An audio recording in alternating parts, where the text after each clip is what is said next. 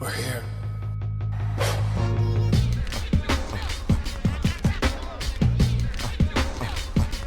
I wish I could give you this feeling. I wish I could give you this feeling. On the corner.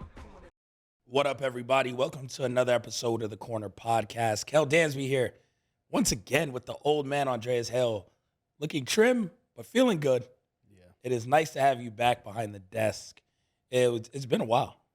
2 weeks is a long time, dude. Yeah, it's a long time. Look, man, I avoided COVID for 2.5 years. Yeah, that bitch got me. I tell you, pro wrestling, man. The shit caught me and Cole at the same time, and it catches you, bruh.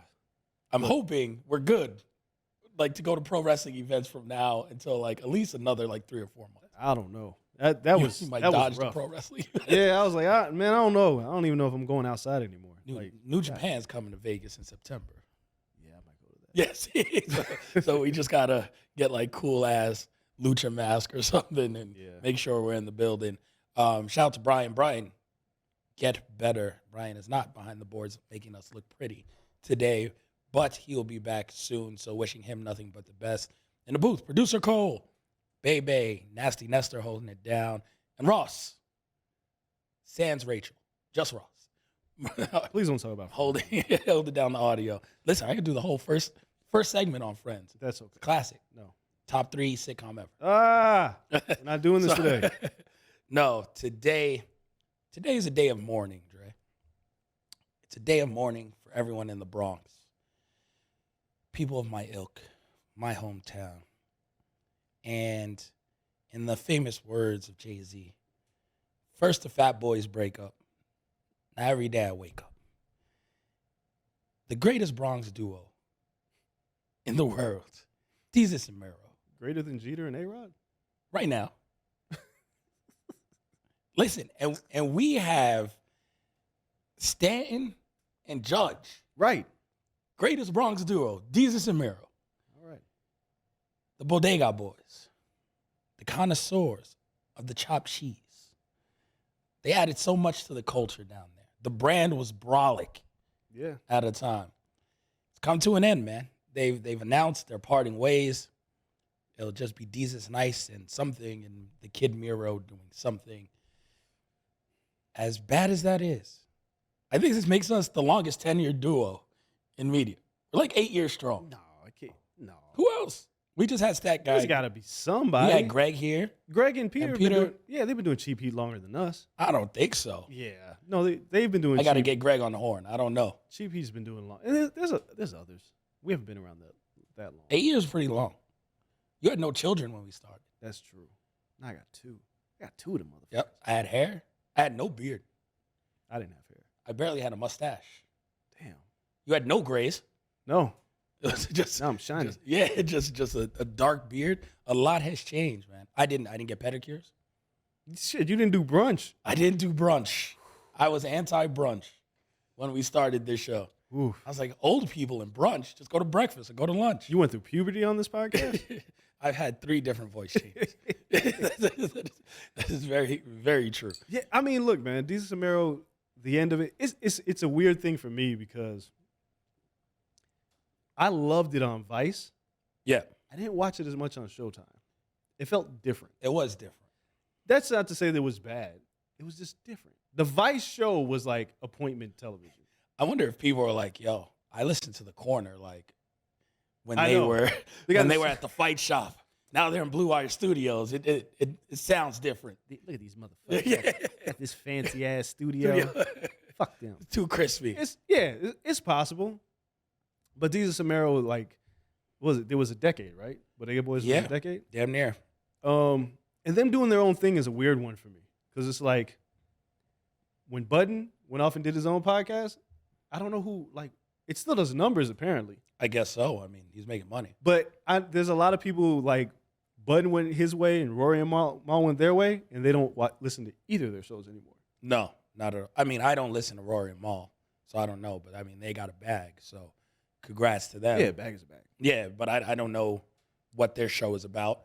And Joe Budden dominated the A mic anyway, so, like, when they broke up, it was like, all right, it's just Joe Budden and 2 new people. That was like the 4th iteration of the Joe Budden show anyway. I know. I knew when Marissa was on. Marissa was on. I knew Marissa. I was like, damn. So like it's been deep. I mean, Killer BH was on there for a second. Like there was a revolving door of people on that show.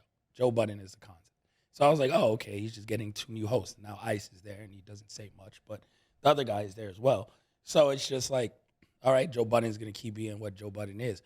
The Bodega Boys, they feed off of each other. The I knew stuff was in trouble when they stopped doing the AKAs on the podcast. See, I don't listen to podcasts. Oh, the podcast was better than the shows. Like when I do listen to it, it just sounds like chaos. Oh, it's utter chaos. But it's not, again. Had a problematic light, so you can say whatever you want. It was a really, very good idea. Again, when I say I don't listen to something, it doesn't mean it's not good. I just don't have time. That's right. So every now and then I'm on the road show, I'll listen to Bodega Boys, and my wife was like, what is going on? And I'm like, just utter chaos. And they made a lot of money off of it. I just don't know where these two go from here. It's hard to picture them separate. Yeah. I mean, at this point, I guess, if you have enough famous friends, it'll award you a chance. So, like, they'll have a chance to succeed separately. Oh, of course. But it's just like, are they standard comedians? Are they going to do movies? Like, Mero's been hosting stuff. He did, like, the Yankees old-timer game. He did the Jeter thing where he was, like, the MC on the field. They're both in the dock. Like, so they're synonymous with, like, New York. But now it's just, yeah, you got to move separately. It's a whole different thing. It's weird because you've always done stuff by yourself. So it's always like, yeah, people see Andreas and you'll be doing this, that, and have his 18 million jobs at all times. Like, no, it was just those two the entire time. Yeah, you never knew Desus without Mero, Mero without Desus. No. They were married. Yes. 8 years. Like, they're a decade. We're on 8. I look at people like, oh my God, someone hit me up. I was like, you and Dre can't break. I was like, no, we're not on 8. Are we on 8? We're on 8. This is year 8. Not. I had not met my wife. Yes. Damn, it's too long. We got to break up, man. We got to break up. Just to get some. It's time to call it a career, man. It's like I got to cheat on you. I'm gonna come in here. Yeah, I'm gonna come in here like ready to do a show, and it's just gonna be a different Kel. Yep. It'll be somebody else. Someone else here just pointing at Dre. Yep. I'll just be like, sir, do you go to brunch? No. All right, fine. All right. You can fill it. That's how you could do. My takes have become less spicy. This is what you say. You need another spicy take co-host. It'll be a multiverse Kel. All right. So like another 24-year-old. It's definitely like real like, yo, I'm an old married man with money energy. It would be great to have a multiverse version of you. I just you would lose your mind. Like, no, you would lose your mind. No, what if you would walk in to see you sitting here and hear the things that you said back then, and you'd be like, oh, that was me? No, I know what I said back then. No, you don't. I know that now I'm the tame version. I'm the tame version. It's like at the end of Loki where like you just have King the Conqueror sitting there and he's laughing. He's like, oh, you don't want to kill me. You should see the other versions of me. And they're like, ha ha ha, and they kill him anyway. Like, yeah, no, like I'm that guy. Like the younger me, the multiverse me, I'm like Evil Strange with the third eye. I'm everything. Like I'm the good one now. I go to brunch. I retired to DC. That's what I'm saying. You would see you and be like, who are you? Yeah. See, like I still don't buy a coat. You know, you still wouldn't buy a coat. If multiverse me came in here and he had a coat. You'd also be jealous because he still have DCs. Oh, if he had DCs, a coat, a full beard up to the cheek. Yeah, I just got to murk him. So like, and he made good bets. Like, who is this guy? Yeah. Oh, and he never lost bets. Yeah. Well, I have to kill him. No, I go full Wanda. Like he got to go. Yeah. See, like multiverse me is essentially the same me. It's just you. Yeah. It's just you in every single universe. Yeah. I just meet me and hate me. Oh, like, you're a Nexus being. There's only one Dre. Yeah, there's only one. That's it. You're this guy in every universe. Yep. Just like Dr. Strange is like, oh, that individual just goes through the multiverse. Yeah. It's the same person. Same person all the way. Yeah. I feel like that would be your role in the multiverse. There's the universe in all of its infiniteness. The entire universe can only have one of you. Yep, it'd be one grouchy ass me. That's it. in every aspect. Like, Oh my God, Optimistic Dre would be incredible. no, Optimistic Dre would be dead. Like, I would off Optimistic Dre. Optimistic Dre, Who the fuck are where you just love everything. Nah, Oh my God, that you'd be a doesn't exist. WWE stan, and you'd love everything they're doing. No, You'd that- watch 2.0 constantly. Yes. I don't like this. I think we gotta change I the need to subject. see this guy.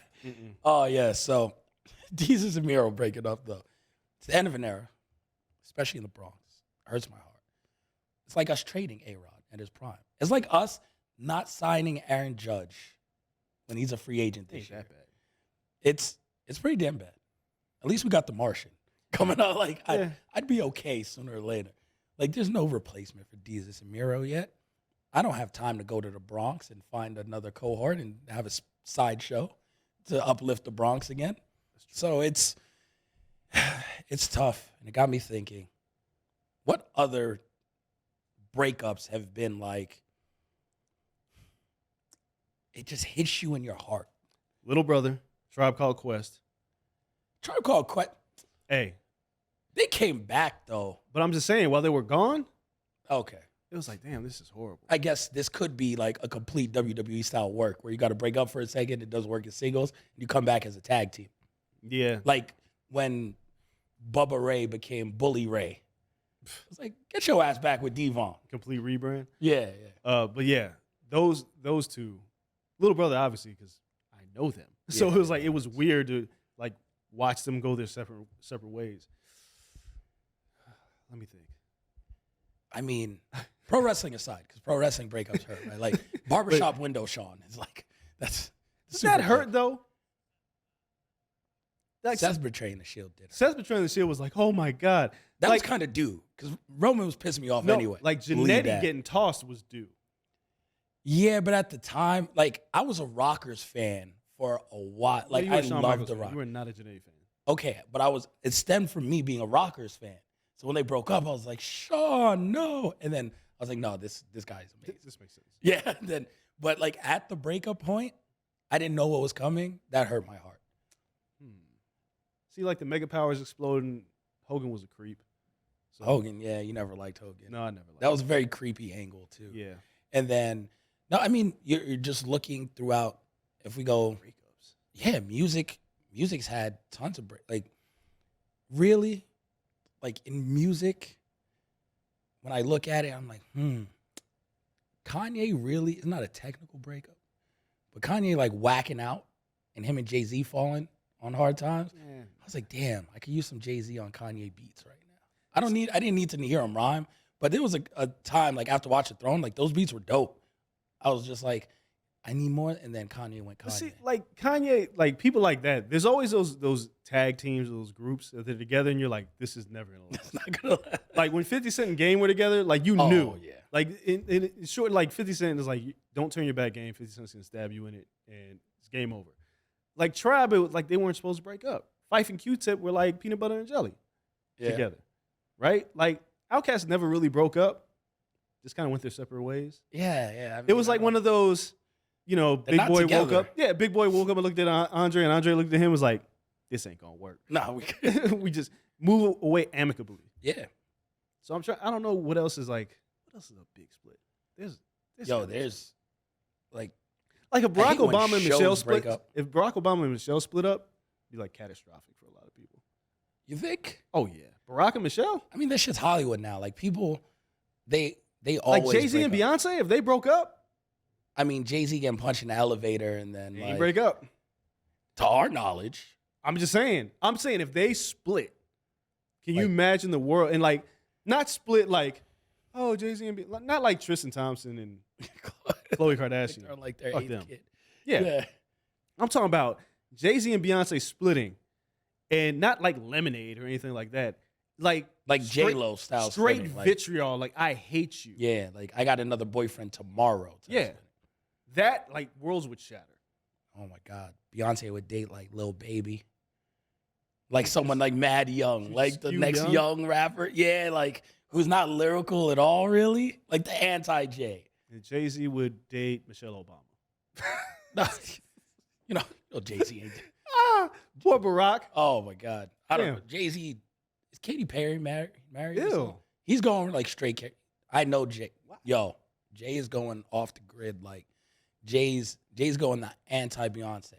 Who did Jamie Foxx date? Who has the like concurve inverse amount of ass as Beyonce? Like the person Jay-Z dates is gonna have negative ass because Beyonce is like thick and everything. No, he's gonna go with like someone who's just like skinny, no butt. Everyone's like, ooh, it's like unconventionally pretty. That's gross. Yep. I don't like this. He's gonna skew completely opposite. Jay-Z's lost me. Like, listen, Jay's my man, greatest rapper of all time. Jay the person, I can't mess with him until he brings back the Dark Caesar. Like, you don't just like that? freeform locks. Jay, I don't know that guy.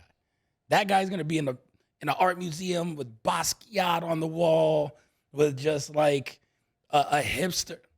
Oh my God, Taylor Swift. Yeah, and Taylor Swift's gonna grow out her armpit hair. Like something stupid. Like that's Jay-Z's vibe right now. Yeah, if he leaves Beyonce. She does got a long back. It's like the desk in front of us. Like, so yeah, that's Jay-Z's style. Jay-Z and Taylor Swift. Oh my God, and she's gonna go through like a Miley Cyrus phase where she's gonna kind of make hip hop songs. Mike Will made it on the beat. Stick that in some other multiverse that I'm not going to. I'm telling you, that hurts. Now, when you were gone, we had an amazing show, by the way. I introduced Cole to Black Twitter. It was hilarious. There was no. Cole. Cole took another seat at the. There were no music cookout. takes though, right? No. It was relationship takes. Y'all can't. Don't do any more music shows. It was horrible relationship takes. I mean, actually, we just bared our pain, and it's quite interesting. Yeah, Antoine's been through some shit. No, actually, Brian's been through some shit. Antoine was Brian had some great stories. Brian had a girlfriend in college. Woo-wee.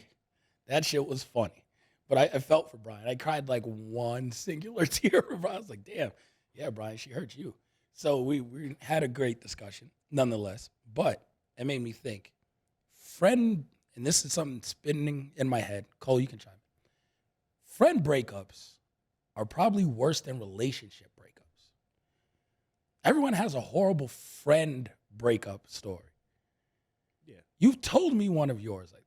Yeah, I've had it. And it wasn't even like a crazy, but like the guy you try to put on as like a videographer and shit went left. I think you told it on this podcast. Yes, I have. I have.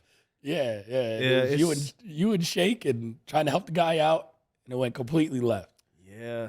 Motherfucker thought he deserved more than what he got. People just forget who they are. Or that's the problem with friends, right? Like when you're in a relationship, your wife knows you different than your friends know you. Sure. Right? When you're with your friends know you. But there's like snake tendencies that you don't know about your friends. Right? There's always like a little something out there that you don't know about. Because for one, like you don't necessarily, like you have a friend that is like married and like cheats on his wife. They're still your friend. And you're like, damn, if you could do that to her, and she knows all your deepest, darkest secrets, I might not be around. Friend breakups, friend breakups, they're different. I've lost a few friends, but I've always been the friend who's like, you've changed. No, I grew up. Because all my friends went. Oh, yeah, because they thought you were bougie, Dre. Yeah. And I thought you were just always bougie, Dre. No. Well, so the thing is like for me, it's like, yeah, I grew up and there's certain things I'm just not going to do anymore because I'm an adult. Like eat top ramen. No, I eat top ramen. Oh, good. What's wrong with you? Okay. I may not eat it at the BET Awards, but I eat top ramen. Okay. But no, I'm just saying, like, to be fair, that's a cup of noodles. There's a difference. There is a difference between top ramen, cup of noodles and top ramen. All right. But there are friends that think they deserve something from you if you get on. Those are like the worst friends. Like when you create distance from your high school friends and you end up doing something else and you actually become successful at it. Like I had a friend that found out that I worked at BET and called me nonstop and got mad because I wouldn't set up a meeting for him to act on a BET show. And I was like, it's not even my department. Stop calling. I don't have any pull there. So then when I came home, all my friends was like, oh, you did that. You did him dirty. He says you're Hollywood now. What? Because when you get to a certain place in life, people don't respect how you got there. They just expect you to reach back and grab their trifling asses and bring them up. I don't owe nobody nothing. And the people I do owe something to, I pay back. I don't like anybody. I don't like owing anybody anything. But to think just because you're my friend, it's like having a friend who raps and he sucks. Oh my God. Everybody has one of those. I got several. How much time you got? But I'm always the one that's like, I've always told, like, if you rap, just don't play that shit around me. That's been my thing. Well, come on, man, you want to listen to it? I was like, if I answer the way you, like, you're not going to like my answer, and then you're going to be mad at me. I've always been that friend who destroys people's dreams. Oh my God. I got friends who can rap, but still, like, can't do shit. Like, there's no marketing plan. There's no, like, you don't know what to, and I'm just like, and legit, they'll have me in the studio, like, listening to their shit. I'll be like, yo, it's not bad. What are you going to do with it? But what's your plan? Like, they're just spending money to be in the studio. And I can't. I mean, I try to tell them, like, yeah, cool. I give them an idea, too. I'm not the music dream crusher. So here's a question while we're talking about friend breakups. Are the worst friend breakups over a woman? Every time. Every single time. My worst one is hands down over a woman. My kids haven't seen one of their godfathers, because I'm Puerto Rican, you have multiple. So they haven't seen one of their godfathers in 5-6 years. And hands down because of a woman. And he just lost his mother-loving mind and ended up in prison twice. Oh. Got an ill-formed tattoo. Oh. Yeah, like Tupac style, but of her name. Across the belly. Can't be my friend. No, yeah, and married her twice. I think she stabbed him once. It's some wild shit. I'm sorry, you think? I know she stabbed him. Oh. It could be more than once. So I know she stabbed him once. Holy shit. Yeah. Yeah, so shit went left, and we tried to tell him, like, yo, and then it came down to one day, like a year and a half, we're like around, like trying to tell him, like, yo, chill. Even if you like her, like, shit gotta be different. They were having a kid. She had just gotten pregnant. Like, yo, cool, whatever. You gotta chill, kinda. And then, yeah, like one day she was just like, you're the reason all his life is horrible, and you guys are enablers. Like our core group of friends. We're like, we don't enable shit. Like, we're not making him do none of us do any of the stupid shit he's doing. She was like, you're the enablers. I was like, he wasn't doing stupid shit before you. And then he was like, bro, you can't talk to my girl like that. I was like, all right, cool. And that was it. I hadn't talked to him until 3 months ago. And my cousin, who early on in the podcast days, again, we've been through some shit on this podcast, but Dre was gone. I don't know. Dre was gone. And I had my cousin on for like a quick, like 10-minute spot because my cousin's crazy. And my cousin had been to prison once for pimping. I dropped my cousin did not drop his name on this, but it's Vegas. People pimp. Nonetheless, he had been to prison for pimping, whatever. He has since given up pimping, done some smart shit in his life. But one thing he has is a nonprofit for people who go to prison to come out and try to get reformed, like a talk group. So he runs that twice a week, and he calls me 3 months out of the blue. He's like, yo, cousin, what's up? Yo, what up? And he was just like, you wouldn't believe who I'm here with. I was like, who? He puts me on speaker, and it's my kid's godfather. And he was like, yo, yeah, oh my God, you're at ESPN, blah, blah. Like, I was like, yeah, man, cool. And he knew me like throughout this whole thing. There's a Tough Enough MMA here in town. And the kid was an amazing, like, guy's an amazing wrestler when we were in high school, all this shit. Got hands. Because he used to just, Irish, get drunk, we out downtown, he wants to fight, he'll knock people out. So I was like, yo, you got to channel that energy. Whatever. So I got him a fight at Tough Enough MMA. Shout out to Rona over there. But called, booked the fight, everything, 2 weeks beforehand. Just no-showed the paperwork signing. I was like, yo, don't worry about it. Give me like 2 days. I'm going to go track him down. Tracked him down. Some bullshit about him and his girl, all this stuff. He was like, nah, I'll go. No-showed the weigh-in day. And I had to talk to Rona and all. I was like, yeah, nah, like, that's it. Now you're fucking up my business. Like, This is like a personal relationship I fostered through my media connections that I got you on this card because you've always talked about wanting to fight MMA. Started going to Extreme Couture because I knew someone there, rolling, training, doing all this stuff for the fight. No-showed it. And I saw him once after that. He had no explanation, blah, blah. Oh, I couldn't go. Some emergency, blah, blah. And my girl had to help me. And I was like, all right, man, cool. That was it. Always over a girl. And now he watches fights still. He's still stupid athletic. Like, he's watching fights. Oh, I could have been. Like, yeah, you could. You could have done a lot. Now we 34. So you ain't fighting nothing. Like I hooked this up when we were 26. 26 is a little late in the game, but he's athletic. He could have done something. Yeah. Like you 34 now, and it's like whatever. Like I was like, yo, I tried. Just like you try to hold me with the camera, but it's just like, yo, I can only do so much. I ain't gonna baby you. I'm not taking you to practice. I'm not making sure you get places. So yeah, like sticking your neck out for friends, especially friends who aren't in your professional career but want to be. Yeah, definitely. Like that's that music shit. Like yo, hook me up. I hooked him up with some MMA shit and he no-showed. I was like, oh, thankfully he's doing much better now. I see him from afar. We're Facebook friends. And I just know like he's not into prison shit. He got like into some drug shit. He's out of that. He's not on drugs. Nothing. He's doing well in construction again, which is what he did when we were younger. He was like an assistant foreman. We were 21. He was making $100+ a year. Fucked it all up. So it was just like, at least he's back in that joint. And I'm like, he got his kid, shared custody. I was like, yo, I'm good for him. But he knows like I can't talk to you. I can't fuck with you. Now it's just forever like from afar. Well, yep. Always over a girl. Every time, man. Yeah. And women, we talked about on the show, like in our careers, especially, maybe if you're not like a trust fund kid or your parents aren't well off, it's hard to like really get your feet into media because you're going to be broke sometimes. You're going to be hungry. Yes. Like you're gonna move around. You might live in your car for a while. Like if you don't have well-to-do parents, like and even if you have cool and decent parents, you're gonna have to move home for a little bit. Be like, yo, I gotta, live with you first. And it's always that. That's just what media is. But if you're not doing that, a lot of times it's women who help you. So you're in a good relationship, you can split the bills, or like your girlfriend holds it down for a while, or your wife holds it down, and like that helps a ton. But then the opposite of that is you depend on the wrong woman, and your whole shit's just pulled out from under you, and you're 10 years later looking around like, what the fuck happened to my life? Message.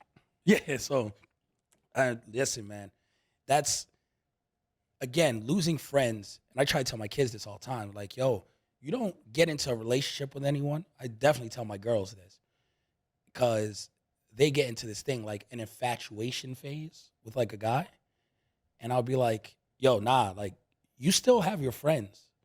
Like, if this is your friend, you chill with your friend. Like, your closest best friend, like your girlfriend, all this shit, y'all still got to chill. Like, you got to treat that relationship above everything. I know my best friend since I was since I was 5, he was 4. So we were in kindergarten. Like, women have come and gone. I'm on my second marriage. Like, we always make time. We always chill. We always do. Like, we are as solid as can be. Like, you never ditch your friends for a relationship. Unless they snake you. No, yeah. I mean, listen, I'm just saying. Like, they ditched themselves. So that's different. I'm just saying, like, it's, yeah. But so all this to say is, like, was Desus and Mero over a woman? no, because Desus, I don't know. We don't know. Mero's married. Desus, in the tweet thread, the only thing that seemed like some inside baseball type shit on the breakup is Mero did some, like, threw a quick jab where he was like, someone's like, no, Desus said that the podcast isn't breaking or, isn't going away. And Mero was like, you're listening to a guy that's just traveling around Europe. And every time they've had a break, Desus bounces and he goes somewhere with like Anna Kendrick and like all his famous friends now and shit. And they like go to different places in Europe and travels around. And Mero has kids. He ain't traveling. Like when he breaks, he's at home. Right. So like their lives got drastically different, So if it's not about a girl, it's definitely about maybe like status wise. Like one guy I'm not going to say he can enjoy his fame more, but he's a single man with fame. No, it's different. The other guy is a married man with fame. So it's just like your other guy is out gallivanting. I'm sure maybe it caused like some rifts there. I mean, for us, we both at home. We both married. We have very good common ground now. Yes. And by the way, you're just a curmudgeon anyway. I just know a lot about you, and I've accepted this from the start. Like, yo, this guy is just, he's old, man. You've been old since I met you. Yes. You ain't about none of this shit. No, I've been there, done that. I'm not excited by any of it. It's funny because, like, people always, like, they ask me stuff. They was like, did you, like, enjoy? I was like, I've never liked any of this shit. Like, it's I don't care. Like My man wants to go to a winery and relax. Yeah. Like, so my nephew is going to Rolling Loud this weekend. My brother-in-law is taking my nephew to Rolling Loud in Miami. And it's my first time my brother-in-law is taking my nephew to do anything, right? Yeah. Now, I raised my brother-in-law, my niece, my nephew, and I got my own kids. Yep. So I've taken them everywhere. They all suck. In my mind, they're all trash. Because took my brother-in-law on like a college tour. I took him to New York. I've done all these things for him.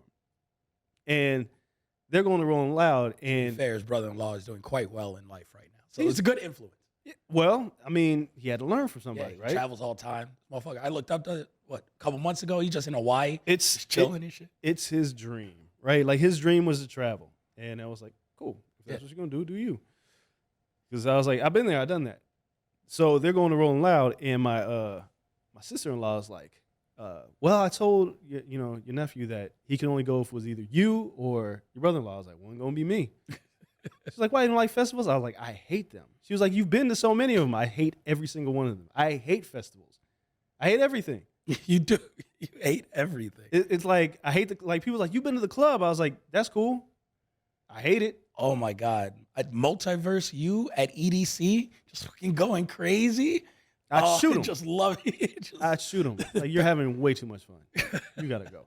Like, I have fun at certain, but it's just like, you have fun at the most old man, just fucking relaxation, couples massage with Big E type events. It's funny because my wife doesn't even believe me. My wife is like, you're out there living it up, going to these fights. I was like, no, I'm not. Like, you really, no. I was like, you're my wife, but I don't, like, my wife hates things more than I do, which is hard to believe. That's why we get along. This is not true. Yes, it is. She planned a spiriting event that fell through, but my wife is looking forward to like the rebooking of said event. Like, your wife will go out, she wants to do cool shit. Oh yeah, yes. My wife does want to, like a wine and paint type thing. I don't know. Yeah, that thing. Yeah, that's supposed. Yeah, that's nonetheless. But she tries to plan like cool hip shit. Yeah, but me, it's just like when I go to fight, my wife's like, "You're just having fun at the fights." I was like, "I'm not having fun at the fights." About 3 fights in, I'm like, "I'm ready to go home." I'm doing my job. Yep. Right? You complain immediately. Yeah. Oh, this card. I could have been doing this from home. Yeah. You flip open something else. I'm gonna watch. If we're at boxing, I'm gonna watch MMA. If we're at MMA, I'm gonna watch pro wrestling. If we're at wrestling, I'm watching box. I've been a grouch my whole life, so you know what you're gonna get. There's no surprises. Like, I may have fun, and when I'm ready to go home, I'm going home. I've gone past the phase of my life where I sacrifice my happiness for other people. Yeah, that's why people don't gotta worry about me and Dre breaking up, because no matter what, I know where to find his ass. Go right to his house. He ain't going nowhere. No, that's it. Like, I know exactly where he's gonna be. He's gonna be on his couch watching something on the TV while playing a video game at the same time. That's all he wants to do. I'm a simple man. This is very simple. And fantasy football on his phone. Yeah, and or baseball. Or basketball. Yeah, that's it. It's so easy. So, yes, we're here to be the longest reigning duo in media. Another one bites the dust. We're climbing the ladder, baby. Climbing the ladder. I'm not celebrating anybody else's demise. No, of course not. They make way more money than we do. No, yeah, and I appreciate them. Shout out to the BX. But again, it is in the past. So I will take the mantle when we look back at the longest reigning. Like, it's okay to have longevity. I'm proud that the New Day never broke up. Yeah, well. Right? They also make a lot more money than us. But they've been together as long as we've been together. They have been. That's how we can judge. Next time you talk to E, be like, yo, E, how long have you, Woods, and Kobe been together? He's like, damn, it's been like 8 years. It's literally like, what is our second show? Yep. We talked about the New Day? Yep. Who knew? No faith. No faith. In the game. Who knew? Because like my best friends in the whole wide world. Yep. Really and I got a message E today. I got him a gift. What, you got him a wallet? Yes. I got a new wallet, and it's so like, I got Snazzy. Again, I got it from a podcast. Shout out. So I listened to Talking Yanks, and this was one of their ads. So I was like, oh, let me try this. And it works, and it's great. And it's thin. I don't got my bulky wallet anymore. And I was like using it earlier today, and I was paying for something. I was like, you know who needs this? And I told my wife, I was like, yo, Amazon me another one of those. So tell E I got a present if he ever leaves this house. I'm glad he's recovering nicely. But he's turning into you slowly but surely. Oh, he's like, dude. That's like, he wakes up and he'll text me at 4 a.m. and I'm like, what are you doing? He was like, I'm I'm bored. I'm like, we'll find something to do. Like, but he stays at home. He went to LA like recently and was hanging out, and he was texting me. He's like, I'm having so much fun. I was like, it's because you finally left the house. Finally. Right. Still got no heart on his walls. No, that man. I was like, yo, like, because we'll Zoom or we'll FaceTime or whatever. He's like walking through his house. I'm like, dog, do you even have furniture? Like, what's going on in this house? I think he moved in yesterday. We gonna pop up on him one time. That's my brother. Yeah. I told him. I told him and Johnny because they stay like an hour from each other. I was like, I'm just gonna pop up on y'all. And Johnny was like, my house is a lot different than these. Like, got decor. We got art. He's like, I'm also married, so it makes sense. Yeah. He's a single man. So, no, we appreciate all you guys for listening to this crazy ass open of the show. Yeah, best of luck to both the Bodega boys. We shall see what happens to both of them. If you guys have a crazy ass story about a friend breakup or splitting or parting, hit us up on Twitter. Let us know. We love to hear all the crazy stories going on. But we have to hit the break because we're supposed to be talking about boxing on this show. So we're going to dive into that. Ryan Garcia had his fight this past weekend. So tons to talk about there. And if you guys haven't checked it out, we had a full interview drop on YouTube over the weekend with Oscar De La Hoya. We're going to put it at the end of this pod in case you guys didn't go to YouTube and look and watch it. You guys can stick around at the end of this and listen to the interview with Oscar De La Hoya, which happened before the Ryan Garcia fight. But tons of good stuff in there. Oscar didn't hold anything back, so we have that to come as well. Don't go anywhere. Be right back after this. All right, just that quick. We are back. Time to talk boxing. That's what we're here for, not breakups. This weekend, I guess, there was a breakup. We talked a lot about Ryan Garcia and Canelo, the breakup between them and being in the same camp and everything. That was kind of the narrative coming into this. Last week, Dre, the narrative changed. I'm sure you saw this from home. It wasn't Canelo questions anymore. It was all about Ryan and Tank. It built this fight. Poor Fortuna. People still don't know who Javier Fortuna is. But not a bad fighter. Ryan was supposed to fight him last summer. People have been very down on Ryan Garcia. Mental health stuff. He had the surgery after that. So 2 fights he didn't have. Came back in his last fight against, To-Go or whatever. Didn't get the knockout. To-Go kind of ran around. Scheduled this one quick against Fortuna. And I spent the vast majority of the week telling people, yo, don't sleep on Ryan Garcia. Like, he is mentioned amongst these other guys for a reason. And he went out and proved that on Saturday night. So he goes, one, the crowd was there. Crowd at Staples. Great. Amazing. Crypto.com arena. Amazing. He puts butts in the seats. Yes. It's weird demo, though. It's kind of like, young influencers and all this stuff. It's not urban loitering. It's like, I don't know, middle-class loitering? And I don't know what that would be. A bunch of people, they're facing their phones. You know what? They were very in tune when he came out, though. Well, of course. And then they try to get content. Oh, yeah. I'm sure, between friends, hey, we're here, on TikTok and Snapchat and whatever else the kids are on nowadays. A ton of those people. So I look around, I'm like, all right, cool. All right, he brought him out on a weekend that has MLB All-Star Game, all this stuff. Cool. They came out to see Ryan Garcia. Undercard in this shit was horribly boring. Undercard sucked. Painstakingly boring. So people were ready for Ryan. He had to put on the show. Got the big entrance, California mashup, everything else. He added 20 tattoos. He was like, all right, let's see what he got. Gets in the ring, and immediately you can tell, Fortuna's in trouble. Yeah. Because there was no answer for Ryan's left hand, whether it was a jab, whether it was the check hook, whether he was setting up an uppercut at times. There was no answer for Ryan's left hand. And at this point, that's all you really got to worry about is the lead left. First and foremost, you stop the left hand. And Fortuna had no clue how to do that. Ryan drops him 3 times during the course of this fight. First time with the same body shot that he ended the fight last time. With Luke Campbell. With Luke Campbell. Or I guess 2 fights ago with Luke Campbell. Same body shot. Then he starts mixing up between the body and the head. Drops him twice with lefts to the head. Last time, it was over with. My question to you is, before we dive into your thoughts on the fight itself, is this the most impressive win this year in the lightweight division. No. Lightweight? Yep. In this division. No. It's not the most impressive. Let's say in performance, this isn't the most impressive. No. Who had a better one? Devin. I didn't think Devin looked as good against Kambosos as he was a Ryan fight in the looked crash here. test dummy. Fortuna had no chance in hell beating Ryan Garcia. I think Ryan beats the brakes off Kambosos the same way. Ryan.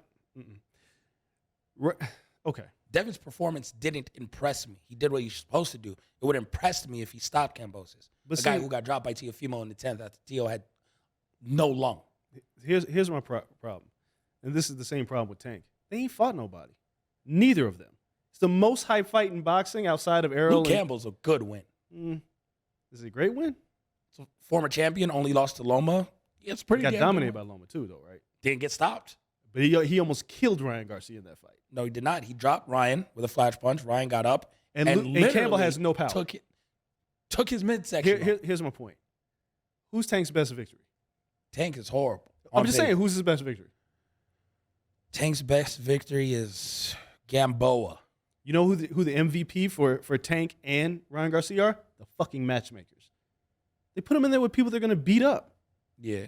So, like, I'm not impressed with Ryan knocking out Fortuna. He was supposed to do that.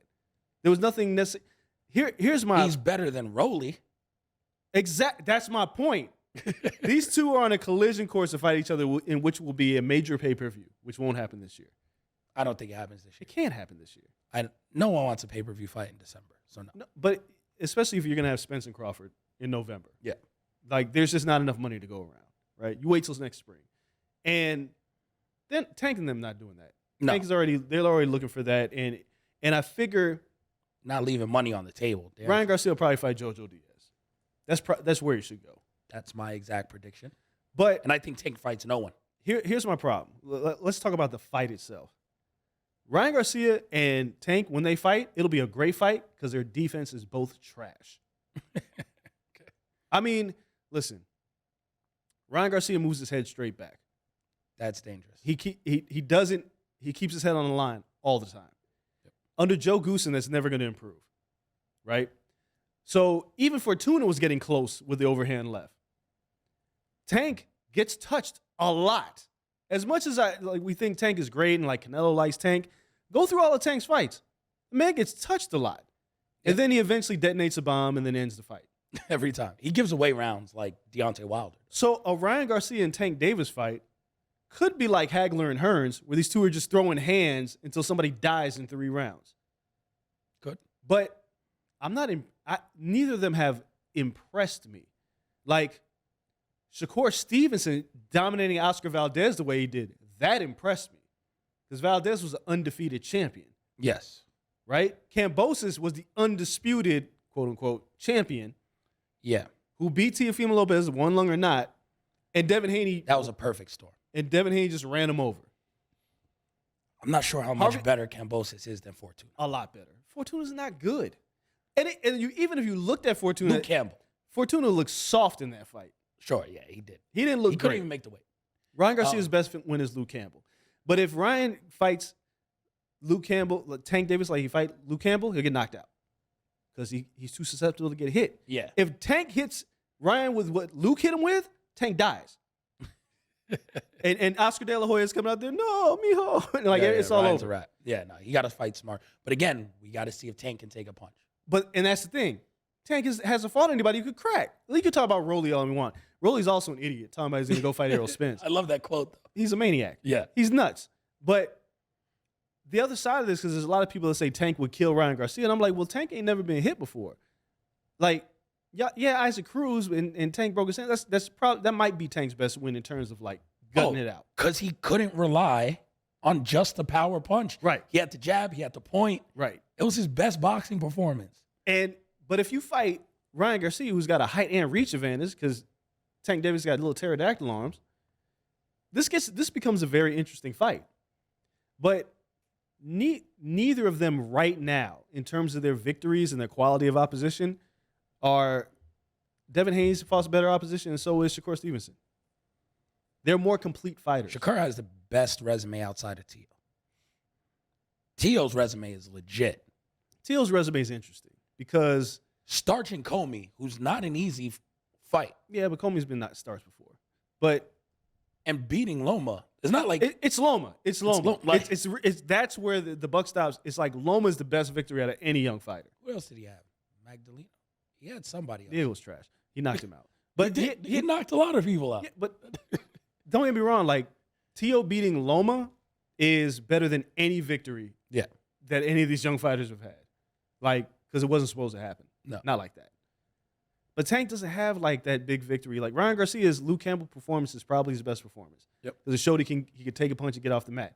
But even when it shows he can take a punch, he got knocked down by somebody who can't really punch. Sure. So it makes me question, like, these two are meant for each other. I think it'll be a great fight, but I think there's distance between, in terms of quality of opposition with Devin and Shakur and those. Sure. I don't think the distance is that great when it comes to skill. No, and skill. Well, the problem is I don't know with skill, because Ryan has fought Romero Duno, he's fought Luke Campbell, Haney fought outside of Cambosis. Jojo Diaz, Yo-Yo Gambo, and Jorge Linares. Like, he has. Linares is a good one. But and the thing is that when you watch Devin fight, you kind of see everything, right? Yeah. Like, you see everything he's got. If you're very good, he can make it a stinker, but in the best of ways. Right. He's got ways to alter his strategy Yep. to make things work for him. Shakur is probably the most complete in terms of putting the defense into it. Because when you watch Shakur fight, like the Oscar Valdez, like, sealed the deal for me, right? I was like, yeah, I mean, you pitched a shutout against Valdez, and Dropped him once. Yeah. Like, the power was there. The defense was there. It's insane. Ryan hasn't really had to face that kind of adversity yet, where he's faced somebody who has a better jab, or has faster hands, or just as fast hands, who can touch him. I mean, Luke was that guy for Ryan. Yeah, but Luke, He's an Olympic gold medalist. there's a lot of Olympic gold medalists who Yeah, just but it don't wasn't- translate. Okay. They just don't translate. That's fair. But over the past, I'd say this, over the past 8 years, there's less of those. Yeah, If you're an Olympic gold medalist, you're pretty damn good. Like, Robesi Ramirez is really fucking good. yeah, but Like, silver medalists are really good. We just don't know how good they can be. Like in this case of Luke Campbell, like, he got dominated by Lomachenko. He hadn't really beat anybody, and he got knocked out by Ryan, it's good for Ryan. Yeah. But it's not like Ryan faced a little bit of adversity against somebody who can't punch. If you look at the rest of the lightweight, or if he stays in 140, depending on what he wants to do, you think Ryan Garcia beats Teofimo Lopez at 140? We'll go through, like, well, Teal's not under 25 anymore, I don't think. No, But he's over 25 in like a couple weeks. Yeah, Yeah. But But I don't think any of them beat Teofimo Lopez. I I'm don't know. really, really high on Teofimo. A focused Teofimo Lopez beats all of them. But that's the problem. That's all I'm saying. Like, I can't guarantee what the mental state is going to be going into that. But when you talk about all the skills, from what I saw against Loma, from what I saw when he wants to put power on people, he has all the tools that it takes to beat every single one of them. Because he not only beat Loma, he beat him at his own game. So if you're Devin Haney and you're just only defensive and you can't keep Teo off of you, he's going to beat you. See, I don't know. Here's my thing about the Loma fight. As much as I love Teofimo's performance against Lomachenko, we can all agree Loma started late. Yeah, because Teo gave him nothing. Right. But what I'm saying is, if they have a rematch, it's not going to play out the same. Sure, but I mean, then we go to the 12th round where Loma made his adjustments, Teo made his adjustments. Yeah. But it's an interesting fight, right? Like, I don't think Teo is that much better than the field. I think Shakur right now is the most complete fighter. Yeah, Shakur's a whole different beast. Like, Shakur's the most complete fighter. I think Devin, Ryan, Tank, I think Boots is a different beast entirely. Every time I watch I gotta see Boots get hit, and I need to see what his defense is about. He just steamrolls people. I mean, he steamrolls people, but I've been watching Boots for a while. Like, Boots is slick. He's hard to hit. Him and Virgil have to go down. Like, it does. Sooner or later. And Virgil's another one where I'm like, these guys are different. I kind of now want Boots to catch like a Terrence Crawford long in the tooth. Just to I mean, see. Like, that I don't may need to happen. see him like prime Crawford. But even a long in the tooth Crawford, I need to see. So, ultimately, I think Ryan Garcia had a good performance. I'm not terribly impressed. If Ryan Garcia goes out there and fights Jojo Diaz and stops him, Yeah. I'll be impressed. I think that's the natural next fight. Because one thing Floyd knows, and I'm not sure Tank is like necessarily going to be with Mayweather Promotions. I think Floyd will always be an advisor. And one thing Floyd knows is when the people want it and it's super hot, wait a little longer. Yeah. And I think that's the plan, right? So Ryan's going to call him. He's going to say Tank's dunking and everything. Let Ryan have one more fight. And then wait a little longer. It's risky business, though.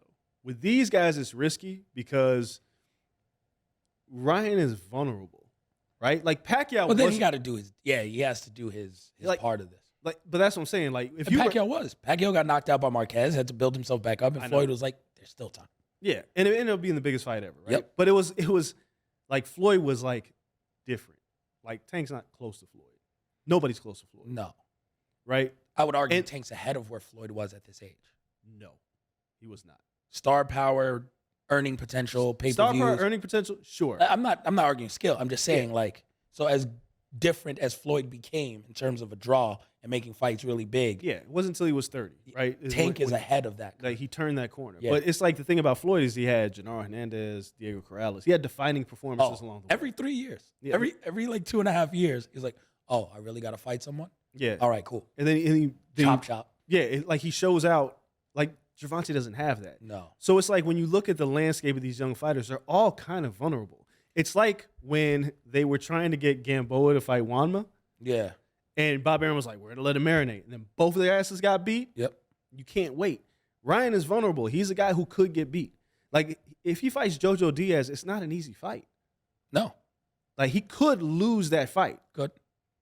So, and if you're I think Floyd, he's good enough to win. I think he's good enough to win too. Yeah. But Ryan also has to remember it's like, there's two things you're fighting. You're fighting Jojo, but you're also fighting Devin's performance against Jojo. Yeah. Which he's done pretty well so far with topping people that have fought. Again, you're not fighting Luke Campbell. You're fighting Loma's performance against Luke. So you go in there and you stop him. Like, he's done pretty well in those situations. We haven't seen Tank in any of those situations. No, and that's my problem with like, Tank. Tank is making the most money now because Devin took less money. But he's making the most money now with the least resume. I just think it's funny that none of them want to fight Devin. They won't even bring him up. Because that's such a hard, because, I mean, the ESPN fight did pretty good for it being in Australia. But it's not pay-per-view. No, but the So point it's is, just like, what is he bringing? He's too difficult. That guy has all the belts. Yeah. And you won't even say his name. Nah, they said the hell with the belts. And it's like, they don't care about the belts. and it's weird because, like, you should say his name and say, I'll get to you. Say something. Tank mentioned him once. Once. Devin shows up as the champion calling people out. That's Yes. what I like about Devin, though. It's like, I'm the champ, and he doesn't say, come and get me. He's like, I'll fight you. Why won't you fight me? Lomachenko, why won't you fight me? Star power's just, and even now with, like, being at ESPN, it's like, yo, like, it's time to, like, the handcuffs were a little on, right? Because you got to go to Australia. It's a time difference, all this stuff. Like, understand. He had to play the B side to get the belts. I like their position now where he's like, I'm fighting in October. Kamboski come here or whatever. Like, you want to call me breach of contract? What? Like, I don't care. We're reworking some shit because it ain't going down like that. But I think if it's in America, you can give him a hip-hop act. You can give him the big entrance. He needs some of that because he hasn't had that. No. They dropped the ball at the zone when he was on the Jake Paul card and not giving him a soft touch so he can get a knockout and those kids can know. Like, that matchmaking That was bad. set him back probably 2 years. Yeah. Popularity. And then now it's like, yeah, he has all the belts, but he won them in Australia and the fight was at 11 a.m.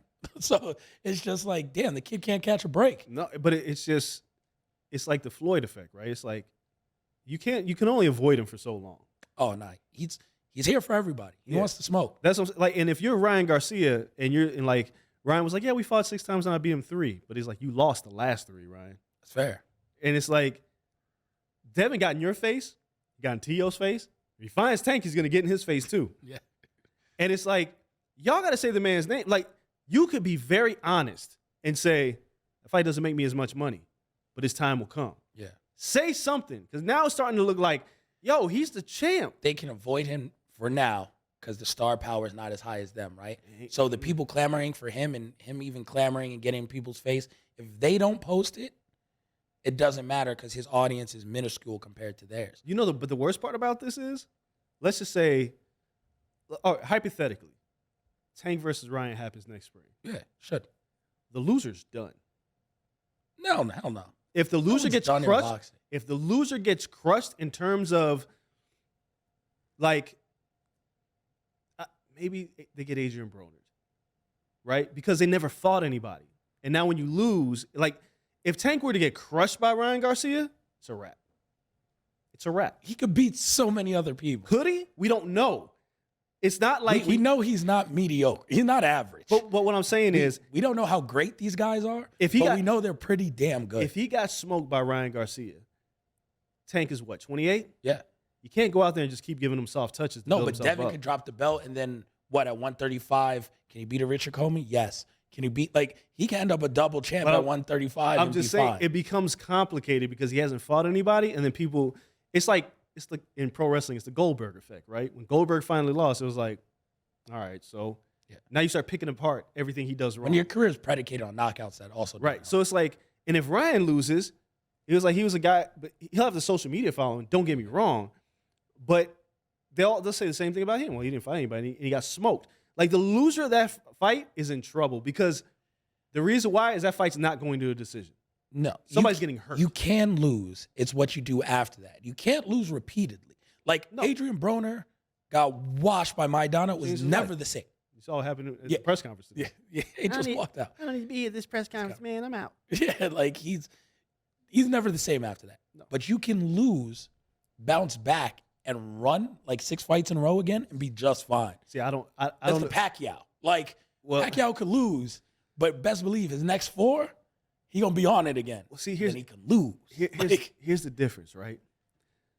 Ryan Garcia and Tank Davis haven't fought anybody. They fight each other, and one of them gets nuked. This isn't necessarily about what we think. It's about what they start thinking about themselves. That's key. But you got to understand, if that is boxing. Everyone. Is it? I think that's, it's boxing without Floyd. Boxing without Floyd was, we're going to fight. I could get nuked.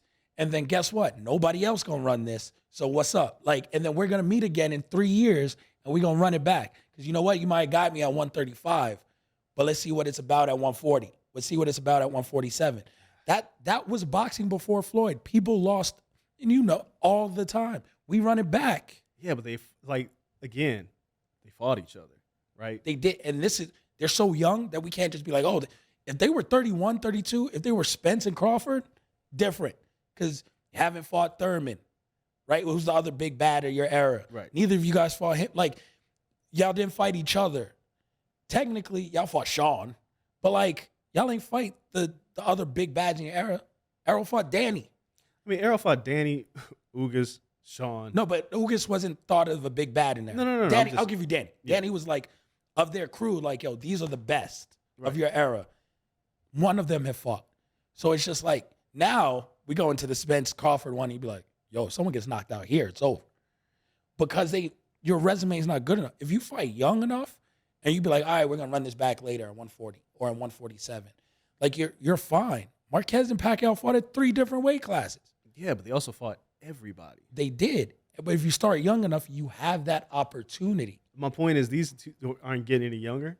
And Ryan's got a leg up. 24. Ryan's got a leg up. Tank doesn't.